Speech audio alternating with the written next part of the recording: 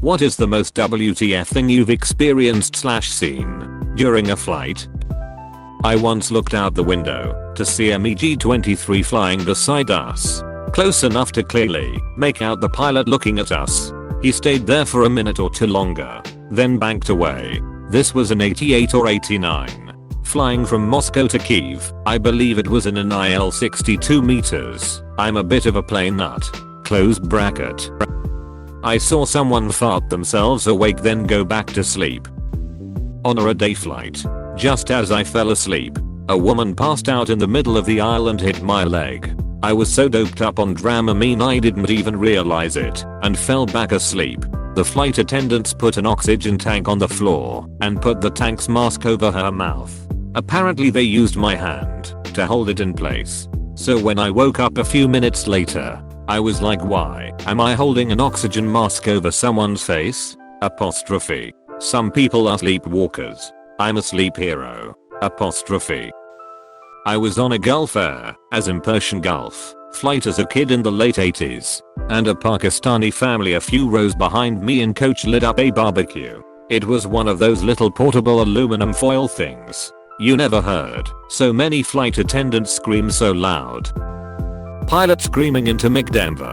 We are in a serious trouble up here. I need. Apostrophe. Pilot forgot to turn off main cabin speakers after warning crew to take seats during monster 40,000 feet hailstorm. We dropped out of the sky when hitting huge air pockets. Bags and people flying everywhere.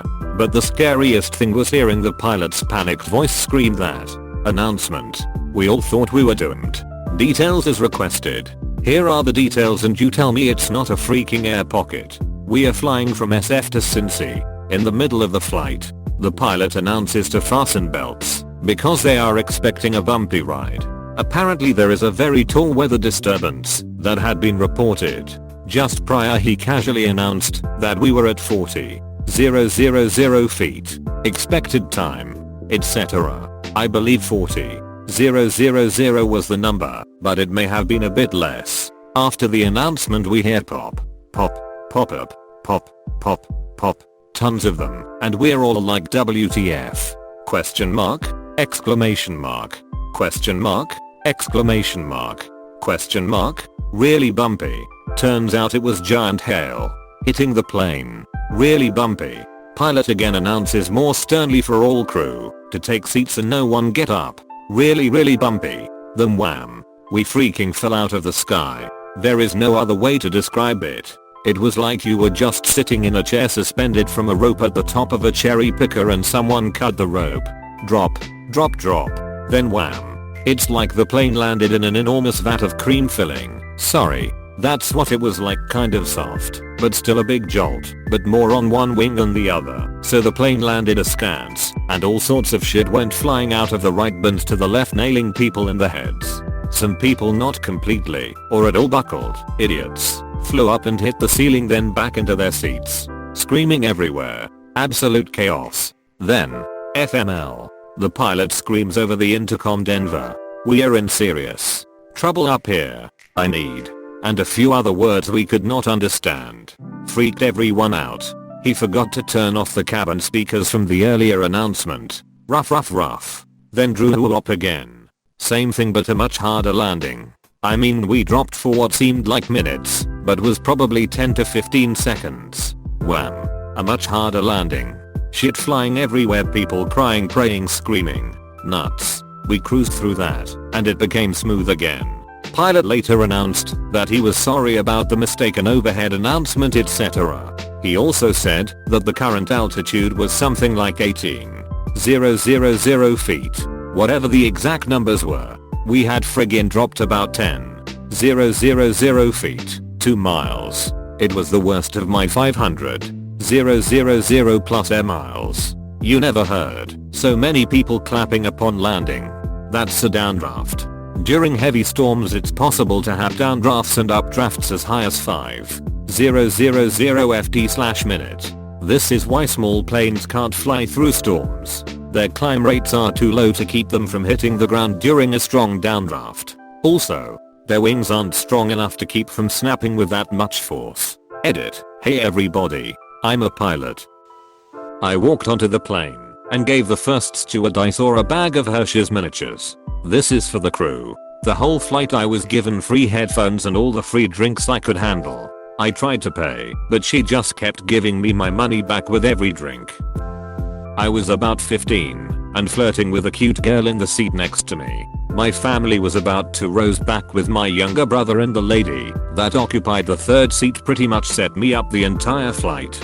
This old lady was the best wingman ever. Anyway, I get up to use the restroom and she says she has to go too. She gets out first and I'm waiting for her to finish up. We've been flirting pretty much the whole flight and she knows that I'm right behind her in line. So she finishes using the bathroom and I walk in. Right there in the toilet is a gigantic unflushed shit. To this day I have no idea how you respond to something like that. Not really a WTF, but kind of funny. So we are flying out of Cleveland and the pilot comes over the PA and gives his welcome. Blah blah. So we are just leaving Cleveland. We should be in. And then slightly under his breath. But not quiet enough that everyone else didn't hear, he says. Where the hell we going? Long pause. Chicago. Everyone laughed. A good times in high times. I sat beside a Scientologist who tried to convince me to go into business with him. He wouldn't explain what the business was. An autistic man walking up one of the aisles in first class, pants down, pooping the whole way, open bracket. I was flying to Denver on Delta in winter 2009, and they were switching from cash to credit only. They just go their brand new machines to swipe cards, and I was one of the first people to test them out. I ordered a 7 and 7. It was $7. She took my card, swiped it, and the thing that printed out was $0. I left a $3 tip and thought, cool. About 10 minutes later she came by and asked if I wanted another. I said sure, why not? Swipe the card. Another $0 transaction. Bought lunch. $0. So I ordered 4 more 7 and 7s and got hammered for around $20 in tip. Checked my bank account the day after and sure enough, only the tip showed up. I have no idea what happened, but that was one happy flight attendant. A guy died next to me once, on a flight from Morley to Dallas. I was half asleep in the second to last row of the plane. While I was listening to music and dozing, I suddenly heard a really loud, hard thud next to me. I look over, and there's a man lying on the ground, completely still. I thought maybe he tripped, but the flight attendant came running, and he was unresponsive. She frantically ran up and down the aisles asking for doctors. Luckily for him, the flight was full of vacationing doctors and nurses, all of them in ridiculous clothes. 2 of the doctors who came back were in Hawaiian shirts and golf attire, and the female nurse who came back was wearing a very strappy, revealing blue Hawaiian print dress. The doctors tried to wake the man up, but he was gone. I was surprised to find out just how much medical equipment they have on commercial flights. The docs whipped out a portable defibrillator and shocked the guy, then set up an 4th drip for him.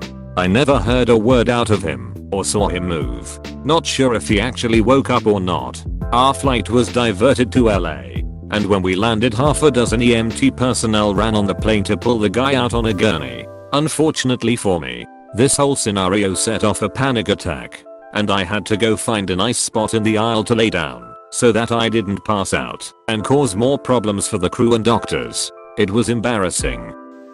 One time I was the only person on a very big plane going from DC to Atlanta. They told me they wouldn't normally fly, but they really needed the plane in Atlanta first thing in the morning. I got great service, by the way. Since then I have used this as the setting for an erotic fantasy. An older man unsuccessfully attempting to get a hand job from his wife in the seat ahead of me. Honey, I got the blanket in place. Apostrophe. My wife was coming to visit me in Africa a few months ago. On some third world airline, a passenger sitting next to her pulls out his cock and starts pissing in a bottle, then hands it to a stewardess, who didn't even bat an eye. I was in an aisle seat on a flight from LA to Austin, TX. About an hour into the flight I notice this awful smell. I look up from my book just in time to see this 70-year-old woman violently throwing up in her lap. Since I'm a sympathy vomiter, I turn toward the people in the other seats to try and avoid doing the same thing. After about a minute of this, and the rancid smell of old people vomit, she is led to the bathroom. As she is leaving her seat, she shits herself in the seat. So I get to spend the rest of the flight gagging as this shit and vomit aroma rapes my nostrils. The flight attendants tried to clean it as best they could, but it made no real improvement. TLDR, old woman throws up and shits herself on a flight from LA to Austin. While waiting to use the water closet on the way to Panama, the door somehow opened. While this guy was hunched over the toilet fapping away, there was no mistaking it. This guy looked like a poster boy for the Weingart Strokes. At first I couldn't believe what I actually saw. As he turned his head to see the door come open, the most awkward eye contact moment of my life unfolded. He turned to shut the door in a panicked fashion, exposing his junk. At that point my WTF face became encrusted into my facial features for the rest of the flight and even the next day. So, since that time I can hardly use any bathroom on a plane. I'd rather just hold it in than see another buckache party. I was taking a business flight to Chicago when about halfway through the flight a man was walking back to the lavatory, but completely passed out and hit the floor next to me. I was in a hallway seat. People started chattering and calling for help, while this guy pops out of first class and says, "Don't worry, I'm a doctor," and assesses the situation like a boss. It was drive us. On the way to Japan I look across aisle and see an old man sitting with an old woman I assume to be his wife. He reaches into his bag and brings out a large stash of porn mags and proceeds to sit and look at them for many hours of the flight. Maybe he just reads the articles. Not really during a flight, but close. Whelps. I was a former aircraft cleaner. We cleaned when the passengers got off the flight and had to finish before the next round of passengers got on. Usually a turn time of 5 to 8 minutes to clean a 717 or 737. Anywho, as you can imagine, I've not only seen nightmares, I was the guy who had to confront them. Yes, I remember it well. A flight had just landed, and I waited in the jet bridge for the passengers to exit the plane. As soon as the last passenger got off, I went on to do my thing. Suddenly, a flight attendant comes running down the aisle screaming at me that someone obliterated one of the back bathrooms. At first I was a bit cautious. After all, the flight attendant's definition of mess varies greatly with what us cleaners would consider a mess. So I go into the bathroom, and my god, someone took a liquidy mashed potatoes and gravy without the mashed potatoes, dump in the trash can. Now, I'm not sure if you know the size of a trash can opening on a 717. But it's barely enough to fit your hand in it. It also has a push open door. Yay. Checking my watch. I only had 6 minutes to clean the bathroom and the entire cabin. Equipped with 2 bags, 2 pair of disposable gloves and a small bottle of air freshener. Game time. I told the civilians to stand back. The entire crew stared at me, including the front deck and gate agents. I slapped my gloves on, flared my bag out, and gave them the look. Then stepped inside the small bathroom and shut the door behind me. I wish I could tell you that I fought the good fight and the bathroom let me be. I wish I could tell you that, but aircraft cleaning is no fairy tale world. Needless to say, the task had been completed with half a minute or so to spare with the passengers getting ready to board. There were no thank yous. I expect none. It is my job after all, and none of the passengers suspected a thing. I got off the flight just as they were coming down the jet bridge, saving them the hassle of a ground delay which would have caused a domino effect. Indeed, these things we do so that others may fly. TLDR, I cleaned planes and had to clean up a liquid poop in a trash can to save the lives of hundreds, if not thousands of people. I'm great. The craziest thing that ever happened to me is pale into comparison to a dead cat. But here goes. I was flying Calgary to Houston, which is about a 4-hour direct flight. We were just about 2 hours into the flight, or coincidentally just about to Denver, when the pilot announced we would have to turn around back to Calgary. So around we go and land in about an hour 15. He really cranked on it. We touch down and taxi over to the mechanics. They open the cargo door and shut it again. And in 15 more minutes we were fueled up and in the air and off to Houston. This time it was about a 3-hour flight. full thrust the whole way. Luckily there was an industry guy behind me, and I overheard him speculating the reason.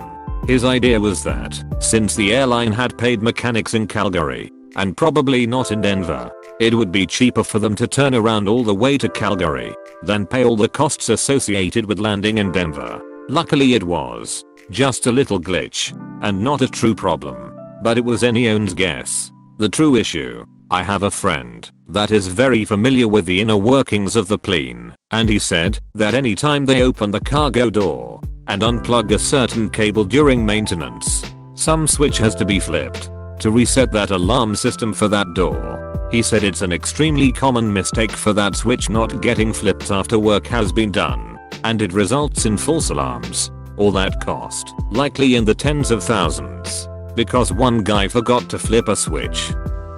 On a flight a few weeks ago, the flight attendant started to make preparations for landing, telling people to put their trays up and whatnot. I noticed the flight attendant loudly speaking to a man in his late 20s or early 30s sitting 2 rows in front of me. "Sir, you need to put your seat back up. Sir, sir." The guy starts spitting blood and convulsing. It sounded like he was choking on the blood with each gasp of air. Flight attendant starts screaming for help, and they make an announcement over the PA for a doctor. 4 passengers and all flight attendants leap into action. Turns out the lady in the row between me and the sick man is a nurse. Together they get him laid out on the row with his head in the aisle. He's not responding to their questions and he's fading in and out of consciousness. We make an emergency landing, 20 minutes ahead of schedule. As we are taxiing, he regains consciousness and tells the flight attendant holding his head that he's sorry for the trouble. We land. Paramedics meet the plane and carry him off. He seemed to be stable, but I hope everything worked out for the guy. TLDR, guy sitting 2 rows ahead of me probably had a seizure and started choking on his blood. Flight attendants and a nurse in the seat behind him saved his life. Emergency landing and everyone made their connecting flights. I was sitting on a B747, British Airways. We were taking off from Heathrow Airport. Just left the ground and I saw this black thing flapping against the wing. I thought, damn, must have got a bird or something. Black thing continues to slap and seemingly get bigger. It was a long piece of rubber, some sort of lining, seal, or something. And then it simply just ripped off and ended up in some lucky kid's backyard. How's that for good maintenance? Please subscribe and leave a like if you enjoyed this video, and if you want to see more of Reddit Universe.